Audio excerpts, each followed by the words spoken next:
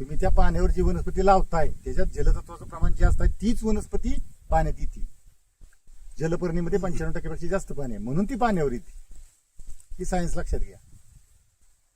ही तुम्ही जी खत भरताय का नाही ती 20 किलो खत शेणखत आणि 80 किलो माती मिक्स झाली पाहिजे. लक्षात आलं का? म्हणजे त्या मातीत लागणी वाढते आणि त्या मातीत लागणी वाढलं की ऑटोमॅटिक झाड पाणी घेते. मी एसी मध्ये बसलो, तुम्ही दिवसभर रानात काम केलं, तुम्ही 5 लिटर पाणी प्याल तर मी अर्धा पण पिऊ शकत नाही. बरोबर ना? नाही पिऊ शकत.